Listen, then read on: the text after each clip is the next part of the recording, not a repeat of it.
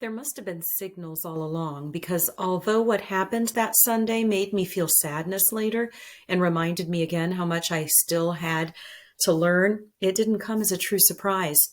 By Friday, Josie was confident she'd be well enough for the expedition and spent many moments trying on different outfits and studying herself in the long mirror inside the wardrobe.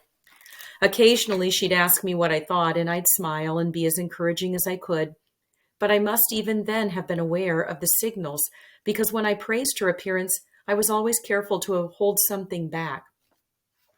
I knew already that Sunday breakfasts could become tense. On other mornings, even when the mother stayed beyond her quick coffee, there was still the feeling that every exchange could be the last till the evening. And while this sometimes made both Josie and the mother speak sharply to each other, the breakfast couldn't become loaded with signals. But on a Sunday, when the mother wasn't about to go anywhere, there was the feeling that each question she asked could lead to an uncomfortable conversation. When I was still new in the house, I believed there were particular danger topics for Josie, and that if only the mother could be prevented from finding routes to these topics, the Sunday breakfasts would remain comfortable. But on further observation, I saw that even if the danger topics were avoided, topics like Josie's education assignments or her social interaction scores, the uncomfortable feeling could still be there because it really had to do with something beneath these topics, that the danger topics were themselves ways the mother had devised to make certain emotions appear inside Josie's mind. So I became concerned when, on that Sunday morning of the trip to Morgan's Falls, the mother asked Josie why she liked to play a particular oblong game in which the characters continually died in car accidents. Josie had first replied cheerfully, "It's just the way the game's set up, Mom. You get more and more of your people in the super bus, but if you haven't figured out the routes, you can lose all your best people in a crash." Why would you play a game like that, Josie? A game in which something awful like that happens? Josie continued for a while to answer the mother patiently, but before long the smile left her voice. In the end, she was repeating that it was just a game she enjoyed, while the mother asked more and more questions about it and seemed to become angry. Then the mother's anger seemed all at once to vanish. She still didn't become cheerful, but she looked at Josie in a gentle way, and her kind smile transformed her entire face. "I'm sorry, honey. I shouldn't be bringing this up today. I'm being so unfair." And she stepped off her high stool, went to the one Josie was on, and held Josie in an embrace that seemed to go on until the mother was obliged to introduce a rocking motion to disguise how long it was lasting. Josie, I could see, didn't mind at all how long the hug lasted, and when they separated, I didn't turn from the refrigerator until I was sure they had. The rift between them had been mended.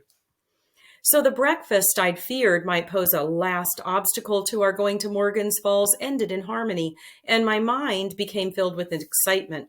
Only in the final moments, after the mother and Melania housekeeper had already gone out to the car, did I see Josie, as she placed her arms through the sleeves of her padded jacket, pause and allow weariness to pass through her. She finished putting on the jacket and, noticing me across the hall, smiled brightly. Then we heard the car outside and the wheels moving over the loose stones. Melania housekeeper came back into the house holding her keys and gestured for us to go out. But now that I was aware, I was able to see another tiny signal, something in Josie's hurried step as she walked ahead of me out into the loose stones. The mother was behind the wheel, watching us through the windshield, and a fear came into my mind. But Josie betrayed no more signs. She even managed a skip of happiness as she crossed the loose stones and opened the front passenger door by herself. I'd never been inside a car before, but Rosa and I had watched so many people get in and out of vehicles, their postures and maneuvers, how they sat once the vehicles began to move, that there was nothing that came as a surprise to me as I navigated into my rear seat. The cushion was softer than I'd expected, and the seat in front, the one Josie was now in, was very close, so I could hardly see it all in front of me, but I created no delay. I had no time to make detailed observations of the car's interior because I became aware that the uncomfortable atmosphere had returned. In the front, Josie was silent, looking away from the mother beside her, gazing towards the house, and Melania housekeeper coming across the loose stones carrying the shapeless bag that contained, among other things, Josie's emergency medicines. The mother had both hands on the steering wheel as though eager to set off, and her head was turned in the same direction as Josie's, but I could tell the mother wasn't looking at Melania housekeeper's approach or at the house, but straight at Josie herself. The mother's eyes had grown large, and because the mother's face was especially thin and bony, the eyes appeared even larger than they were. Melania housekeeper put the shapeless bag in the trunk and thumped down the lid. Then she opened the rear door on her side and slid into the seat next to mine. She said to me, "AF, strap on belt, or you get damaged." I was trying to understand the belt system, which I'd seen so many car passengers operating, when the mother said, "You think you have me fooled, don't you, girl?" There was a silence, then Josie asked, "Why, what are you saying, Mom?" "You can't hide. You're sick again." "I'm not sick, Mom. I'm fine." "Why do you do this to me, Josie? Always. Why does it have to be this way?" "I don't know what you're saying, Mom." "You think I don't look forward to a trip like this? My one free day with my daughter, a daughter I happen to love very dearly, who tells me she's fine when she's really feeling sick?" "That's not true, Mom. I really am fine." But I could hear the change in Josie's voice. It was as if the effort she'd been making until this point had been abandoned, and she was suddenly exhausted. "Why do you pretend, Josie? You think it doesn't hurt me?" "Mom, I swear, I'm fine. Please drive us. Clara's never been to a waterfall, and she's so looking forward to it." "Clara's looking forward to it?" "Mom, please." "Melania," the mother said, "Josie needs assistance. Get out the car. Go round her side, please, and help her. She may fall if she tries to get out herself." There was silence again. "Melania, what's up back there? Are you sick too?" "Maybe Miss Josie make it." "What's that?" "I help her. AF too. Miss Josie all right, maybe." "Let me get this right. Is this your assessment, that my daughter is well enough to spend the day out at the falls? This gives me concern about you, Melania." Melania housekeeper was silent, but still didn't move.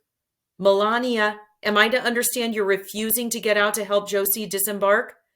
Melania housekeeper was looking out between the front seats at the road ahead. Her face looked puzzled, like something further up the hill was hard to identify.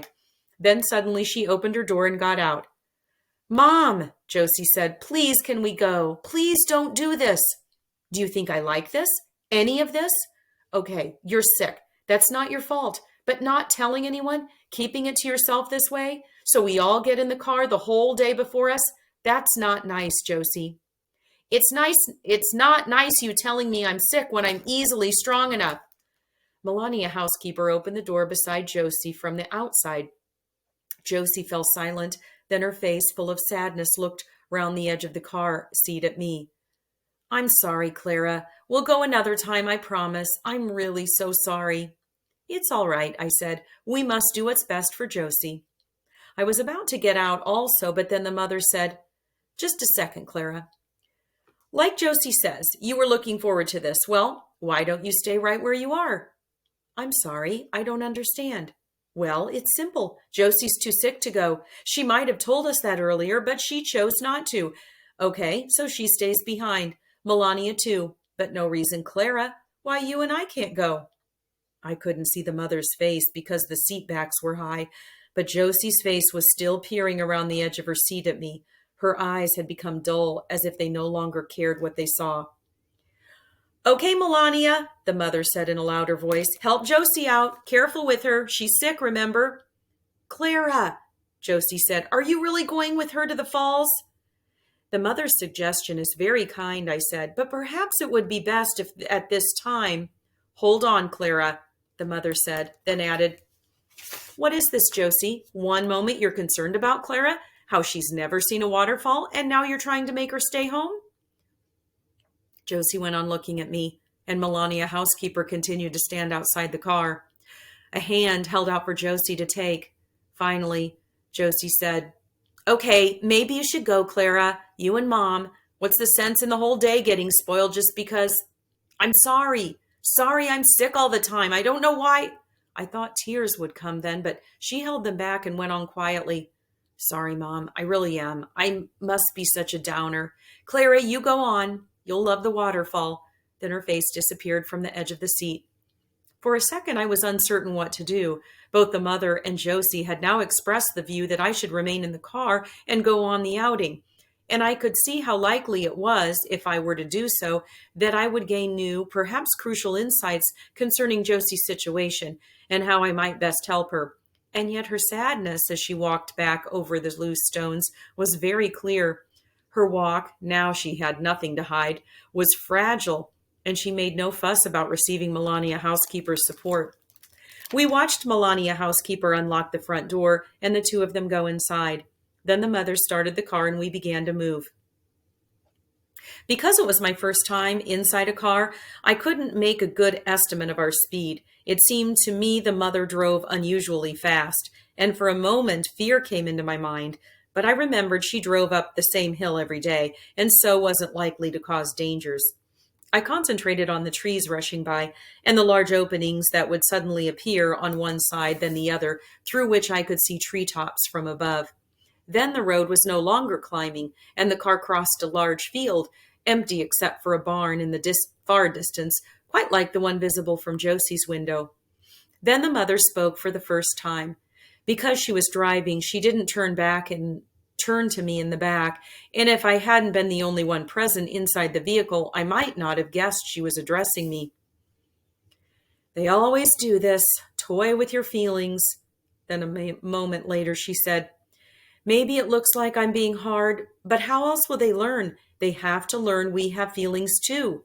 Then a while later, does she think I like being away from her day after fucking day?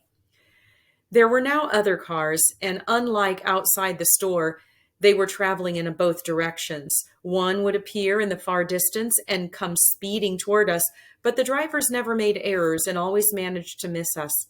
Soon the scenes were changing so rapidly around me, I had difficulty ordering them. At one stage, a box became filled with the other cars, while the boxes immediately beside it filled with segments of road and surrounding field. I did my best to preserve the smooth line of the road as it moved from one box into the next, but with the view constantly changing, I decided this wasn't possible and allowed the road to break and start afresh each time it crossed a border. Despite all these problems, the scope of the view and the hugeness of the sky were very exciting. The sun was often behind clouds, but I sometimes saw his patterns falling right the way across a valley or sweep of land. When the mother next spoke, it was more obvious she was speaking to me. It must be nice sometimes to have no feelings. I envy you. I considered this, then said, I believe I have many feelings. The more I observe, the more feelings become available to me. She laughed unexpectedly, making me start. In that case, she said, maybe you shouldn't be so keen to observe. Then she added, I'm sorry. I didn't mean to be rude. I'm sure you have all sorts of feelings. When Josie wasn't able to come with us just now, I felt sadness. You felt sadness. Okay. She became silent, perhaps to concentrate on her driving and the cars coming in the opposite direction. Then she said, there was a time not so long ago when I thought I was getting to feel less and less, a little less each day. I didn't know if I was happy about that or not. But now, lately, I seem to be getting overly sensitive to everything. Klara, look over to your left. You okay back there? Look way over to your left and tell me what you see. We were crossing land that neither rose nor fell, and the sky was still very large.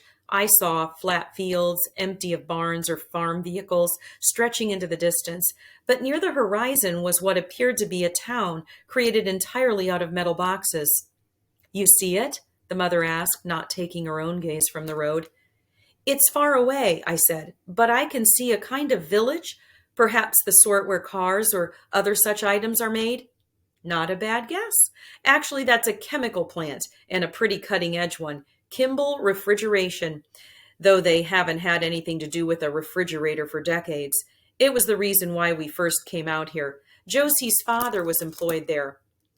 Although the metal box's village remained distant, I could now make out tubes connecting one building to the next, and other tubes pointing up at the sky. Something about it reminded me of the awful Cootings machine, and a concern came into my mind about pollution. But just then the mother said, "It's a good place. Clean energy in, clean energy out. Josie's father was once a rising star there." Then the Metal Boxes village was no longer visible, and I straightened in my seat. We get along fine now," the mother said. "You could almost say we're friends. That's a good thing for Josie, of course. I wonder how the father still work. I wonder, does the father still work at the refrigeration village?" "What? Oh, no. He was substituted, like all the rest of them. He was a brilliant talent. Still is, of course.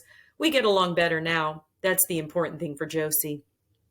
We traveled after that for some time without talking, the road now climbing steeply. Then the mother slowed the car and we turned down a narrow road. When I next looked between the front seats, the new road appeared only slightly wider than the car itself.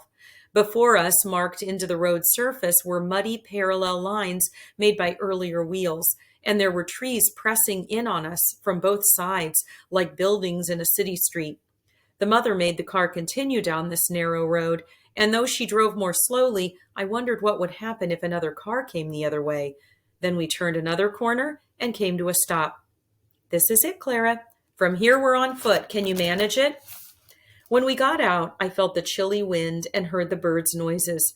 There were more wild trees around us as we climbed a path with rocks and clusters of mud.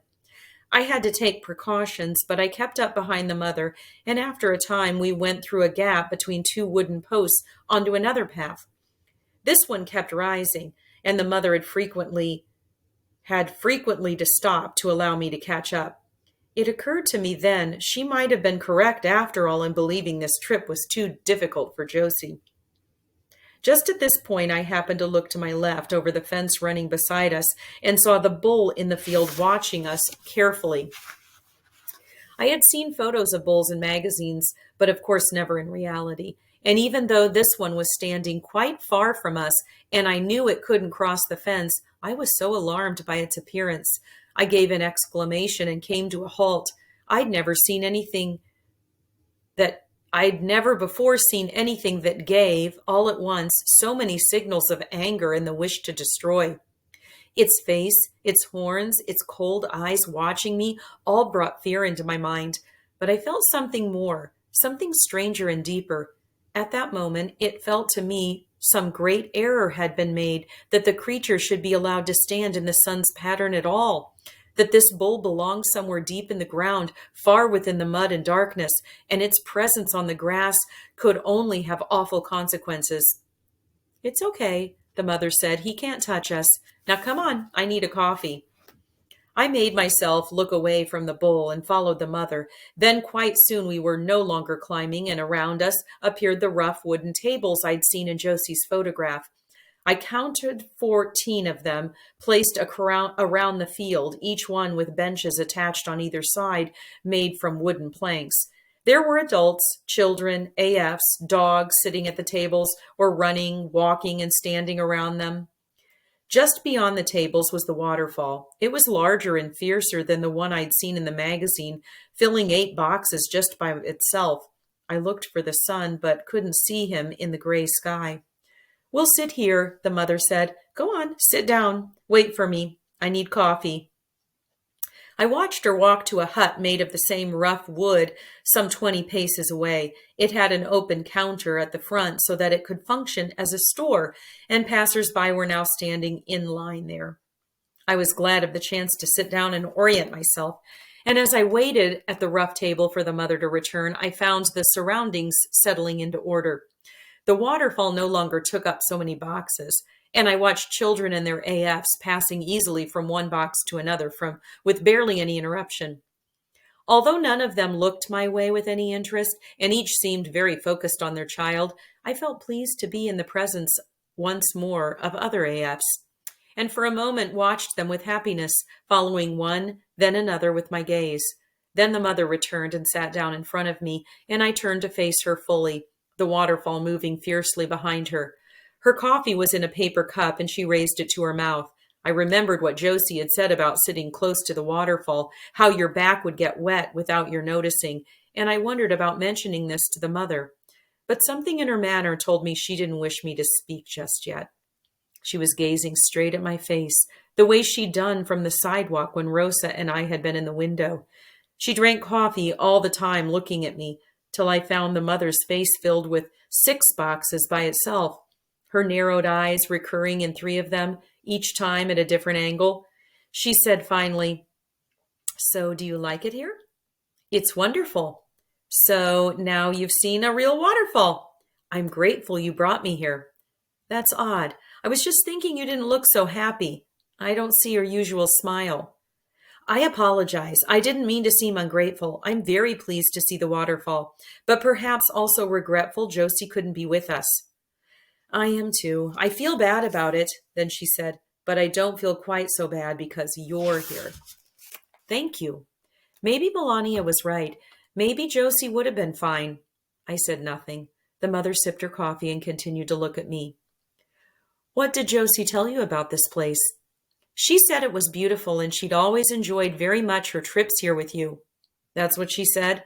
And did she tell you how we always came here with Sal? How much Sal loved it here?" "Josie did mention her sister." Then I added, "I saw Josie's sister in the photograph." The mother stared so intensely at me that I thought I'd made an error, but then she said, "I think I know the one you mean. The one with the 3 of us sitting over there. I remember Melania taking it. We were over at that bench right there. Me, Sal, Josie." "Something wrong, Klara?" "I was very sad to hear Sal passed away." "Sad puts it pretty well." "I'm sorry. Perhaps I shouldn't have." "It's okay. It's been a while since she left us. Shame you didn't meet Sal. Different from Josie. Josie just says what she thinks. Doesn't care if she says the wrong thing. That gets irritating sometimes, but I love her for it." Sal wasn't like that. Sal would have to think everything through before she came out with something, you know? She was more sensitive. Maybe she didn't handle being sick so well as Josie's doing. "I wonder why Sal passed away?" The mother's eyes changed and something cruel appeared around her mouth. "What kind of question is that?" "I'm sorry. I was merely curious to know." "It's not your business to be curious." "I'm very sorry." "What's it to you? It's happened, that's all." Then, after a long moment, the mother's face softened. "I think it was right we didn't bring Josie today," she said. "She wasn't well. But now you're sitting here like this, I do miss her." She looked around, turning to look at the waterfall. Then she turned back, and her gaze went past me to the passers-by, the dogs and AFs. "Okay, Klara, since Josie isn't here, I want you to be Josie, just for a little while since we're up here." "I'm sorry, I don't understand." "You did it for me once before, the day we got you from the store. You haven't forgotten, have you?" "I remember, of course." "I mean, you haven't forgotten how to do it. Walk like Josie?" "I will be able to walk in her manner. In fact, now I know her better and have seen her in more situations. I'll be able to give a more sophisticated imitation. However." "However what?" "I'm sorry, I didn't mean however." The mother looked at me, then said, "Good. But I wasn't going to ask you to do that walk anyway. We're sitting here, the 2 of us. A nice spot, a nice day, and I'd been looking forward to having Josie here. So I'm asking you, Klara. You're smart. If she were sitting here instead of you right now, how would she sit? I don't think she'd sit the way you're sitting." "No, Josie would be more like this." The mother leaned closer over the tabletop, and her eyes narrowed till her face filled 8 boxes, leaving only the peripheral boxes for the waterfall. And for a moment it felt to me her expression varied between one box and the next. In one, for instance, her eyes were laughing cruelly, but in the next they were filled with sadness. The sounds of the waterfall, the children, and the dogs all faded to a hush to make way for whatever the mother was about to say. "That's good. That's very good. But now I want you to move. Do something. Don't stop being Josie. Let me see you move a little." I smiled in the way Josie would, settling into a slouching, informal posture. "That's good. Now say something. Let me hear you speak." "I'm sorry. I'm not sure." "No, that's Klara. I want Josie." "Hi, Mom. Josie here." "Good. More. Come on." "Hi, Mom. Nothing to worry about, right? I got here and I'm fine." The mother leaned even further across the table, and I could see joy, fear, sadness, laughter in the boxes. Because everything else had gone silent, I could hear her repeating under her breath, "That's good, that's good, that's good."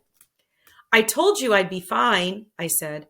"Melania was right. Nothing wrong with me. A little bit tired, that's all." "I'm sorry, Josie," the mother said. "I'm sorry I didn't bring you here today." "That's okay. I know you were worried for me. I'm okay." "I wish you were here, but you're not. I wish I could stop you getting sick." "Don't worry, Mom. I'm going to be fine." "How can you say that? What do you know about it? You're just a kid who loves life and believes everything can be fixed. What do you know about it?" "It's okay, Mom. Don't worry. I'll get well soon. I know it'll happen." "What? What are you saying? You think you know more than the doctors, more than I do? Your sister made promises too, but she couldn't keep them. Don't you do the same." "But Mom, Sal was sick with something different. I'm going to get well." "Okay, Josie, so tell me how you'll get well." "There's some special help coming. Something no one's thought of yet. Then I'll be well again." What is this? Who's this talking? Now, in box after box, I could see the cheekbones of the mother's face very pronounced beneath her skin. "Really, Mom, I'm going to be fine." "That's enough. Enough." The mother stood up and walked away. I could then see the waterfall again, and its noise, as well as that of the people behind me, returned louder than before. The mother stopped near the wooden rail marking where the ground finished and the waterfall began. I could see the mist hanging before her, and I thought she would become wet in moments, but she continued standing with her back to me. Then at last she turned and waved. "Klara, come on over here. Come and take a look." I got up from the bench and went to her. She'd called me Klara, so I knew I shouldn't attempt any more to imitate Josie. She gestured for me to come closer still. "See, take a look. You've never seen a waterfall before, so take a look. What do you think?" "It's wonderful. Much more impressive than in the magazine." "Something special, right? I'm glad you're seeing it. Now let's get back. I'm concerned about Josie." The mother didn't speak for the entire way back down to the car. She walked quickly, always at 4 paces ahead, and I had to take care not to make errors on the steep downhill path. As we passed the spot where we'd seen the bull, I looked over the field right into the distance, but the terrible creature was now nowhere to be seen, and I wondered if it had been taken back down into the ground. When we reached the car, I began to get into my usual seat, but the mother said, "Travel in front. You'll see better."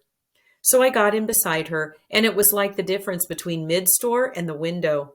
We descended across the fields, the sun visible between clouds, and I observed how the tall trees on the horizon gathered in tight groups of 7 or 8, even though all around them there was emptiness. The car followed a long, thin line across the land, and I saw that what at first had appeared to be part of a distant fields pattern was in fact sheep. We passed one field containing more than 40 such creatures, and although we were moving very fast, I was able to see that each one of them was filled with kindness, the exact opposite of the terrible bull from earlier. My gaze fell in particular on 4 sheep that looked even more gentle than the others. They'd arranged themselves on the grass in a neat row, one after the other, as though proceeding on a journey. But I could tell, even though we were passing quickly, that they were in fact standing quite still, aside from the small movements of their mouths as they ate the grass. "I'm grateful to you, Klara. Having you with me made it not so bad." "I'm so glad. Maybe sometime we'll do this again, if Josie's too sick to come out." When I said nothing, she said, "You don't mind, do you, Klara, if we do something like this again?" "No, not at all, if Josie isn't able to come." "You know what? I think it's best we say nothing to Josie about this. Nothing about what you were doing up here, imitating her. She might take it the wrong way." Then after a moment she asked, "So we're agreed? Nothing to Josie about that?" "As you wish." I could now see the metal boxes village in the distance again, this time to our right. I thought she might say something more about it or about the father, but she continued to drive in silence, and then the metal boxes village had disappeared. Only then did she say quite suddenly, "Kids can be hurtful sometimes. They believe if you happen to be an adult, nothing can possibly hurt you. Still, she's grown up some since you've been around. She's become more considerate." "I'm glad." It's been noticeable. She's definitely more mindful of others these days. I could see a tree with a trunk that was in fact three thin trunks entwined together to look like a single one. I observed it carefully as we passed, turning in my seat to see it for longer. What were you saying earlier? The mother said, about her getting well, some special kind of help coming along. You were just talking, right?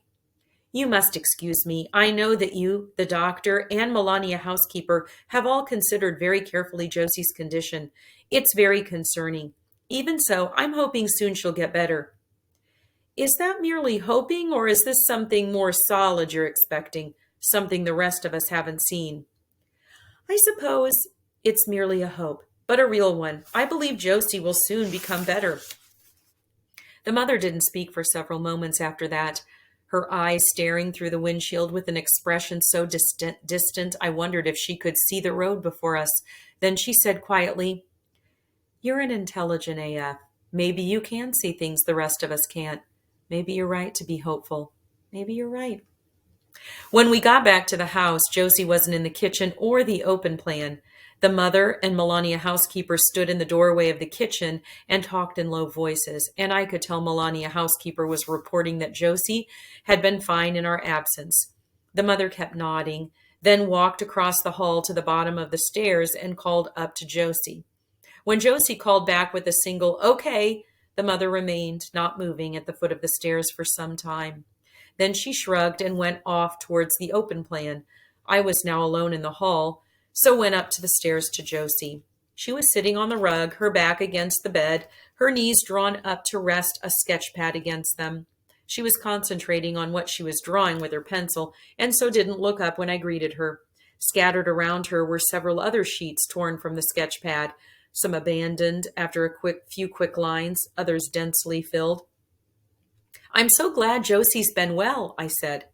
"Yeah, I'm okay." She didn't look up from her sketching. "So how was the trip?" "It was marvelous. Such a pity Josie couldn't come." "Yeah, that was too bad. Did you check out the waterfall?" "Yes, it was wonderful." "Mom enjoy herself?" "I believe so. Of course, she very much missed having Josie there." At last she looked my way, glancing quickly over the top of her sketch pad, and I saw in her eyes an expression I'd never seen before, and I remembered again the voice at the interaction meeting asking Josie why she hadn't chosen a B3, and her reply with a laugh, "Now I'm starting to think I should have." Then her gaze fell away from me and she began to draw again. For a long time I remained standing at the spot where I'd first entered the room. Eventually I said, "I'm very sorry if I did something to upset Josie." "Didn't upset me. What makes you think that?" "So we're still good friends?" "You're my AF, so we must be good friends, right?" But there was no smile in her voice. It was clear she wished to be alone to get on with her sketching. So I left the room to stand outside on the landing. Part 3. I hoped the shadows of the Morgan's Falls trip might be gone by the next morning, but I was disappointed, and Josie's cold manner continued for a long time afterwards. Even more puzzling was the change Morgan's Falls made to the mother's manner. I'd believed the trip had gone well and that there would now be a warmer atmosphere between us, but the mother, just like Josie, became more distant, and if she encountered me in the hall or on the landing, she'd no longer greet me in the way she'd done before. Naturally, then, in the days that followed, I thought often about why the interaction meeting should cast no shadows at all. But Morgan's Falls, despite my complying with Josie's and the mother's wishes, had produced such consequences. Again, the possibility came into my mind that my limitations, in comparison to a B3's, had somehow made themselves obvious that day, causing both Josie and the mother to regret the choices they'd made. If this were so, I knew my best course was to work harder than ever to be a good AF to Josie until the shadows receded. At the same time, what was becoming clear to me was the extent to which humans, in their wish to escape loneliness, made maneuvers that were very complex and hard to fathom. And I saw it was possible that the consequences of Morgan's Falls had at no stage been within my control. As things turned out, however, I had little time to dwell on the Morgan's Falls shadows because several days after the outing, Josie's health collapsed. She became too weak to go down in the mornings to the mother's quick coffee. So instead, the mother would come up to the bedroom and stand over Josie's sleeping figure, her back remaining very straight even as she sipped her coffee and looked down at the bed. Once the mother left for the day, Melania housekeeper would take over, moving the easy chair close to the bed and sitting with her oblong on her lap, eyes moving back and forth between the screen and the sleeping Josie. And it was on one such morning, as I was standing just inside the bedroom door in readiness to help, that Melania housekeeper turned and said, "AF, you behind me all the time. Creep me out. Go outdoors." She had said outdoors. I turned to the door before asking quietly, "Excuse me, housekeeper, do you mean outside the house?" "Outside room, outside house, who care? Come back quick if I send signal." I had never before gone into the outdoors on my own, but it was clear that as far as Melania housekeeper was concerned, there was no reason I shouldn't do so. I went carefully down the staircase, excitement entering my mind despite the worries concerning Josie. When I stepped out onto the loose stones, the sun was high, but seemed weary. I was unsure about closing the house door behind me, but in the end, since there were no passers-by and I didn't wish to disturb Josie by sounding the door chime on my return, I pulled the door nearly closed without engaging the lock mechanism. Then I stepped further into the shadows, or outdoor. To my left, I could see the grass mound where I'd met Rick flying his birds. Beyond the mound was the road along with which the mother left each morning, where I myself had traveled to Morgan's Falls. But I turned away from these sights and walked in the opposite direction, crossing the loose stones to where I had a clear view of the fields behind the house. The sky was pale and large. Because the fields rose gradually into the distance, Mr. McBain's barn was still visible despite my no longer having the benefit of the rear window's height. The blades of grass were easier to distinguish than from the bedroom, but the main change was that I could now see Rick's house rising out of the grass. I realized that if the rear window had been positioned just a little more to the left, Rick's house would have been visible also from the bedroom. But I didn't consider Rick's house because my mind had become filled once more with the Josie worries, and specifically the question of why the son hadn't yet sent his special help as he'd done for Beggarman and his dog. I'd first expected the son to help Josie in the days when she'd become weak before Morgan's Falls. I'd then accepted that he'd perhaps been correct at that point to wait. But now with Josie so much weaker and so many things concerning her future in uncertainty, it was puzzling why he continued to delay. I'd already given much thought to this matter, but now I was outside on my own, the field so close, and the sun high above me. I was able to bring several speculations together. I could understand that for all his kindness, the son was very busy, that there were many people besides Josie who required his attention, that even the son could be expected to miss individual cases like Josie, especially if she appeared well looked after by a mother, a housekeeper, and an AF. The idea came into my mind then that for her to receive the son's special help, it might be necessary to draw his attention to Josie's situation in some particular and noticeable way. I walked on the soft earth till I was beside the fence to the first field and a wooden gate that resembled a picture frame. The gate could be opened simply by raising the loop of cord hung over its post, and I saw I could then move on into the field unimpeded. The grass in the field looked very tall, and yet Josie and Rick, while still small children, had managed to walk through it all the way to Mr. McBain's barn. I could see the start of an informal trail created by the feet of passers-by leading into the grass, and wondered how possible it might be that I could undertake the same journey. I thought, too, about the time the son had given his special nourishment to Beggarman and his dog, and considered the important differences between his circumstances and Josie's. For one thing, many passers-by had known Beggarman, and when he'd become weak, he'd done so in a busy street, visible to taxi drivers and runners. Any of these people might have drawn the son's attention to his condition and that of his dog. Even more significantly, I remembered what had been happening not long before the son had given his special nourishment to Beggarman. The Cootings machine had been making its awful pollution, obliging even the sun to retreat for a time, and it had been during the fresh new era after the dreadful machine had gone away that the sun, relieved and full of happiness, had given his special help. I remained for a time in front of the picture frame gate, watching the grass lean one way then the other, wondering what other trails might be hidden within it, and how I might help to rescue Josie from her sickness. But I wasn't yet used to being outdoors alone and could sense disorientation starting to set in. So I returned from the fields and made my way back to the house.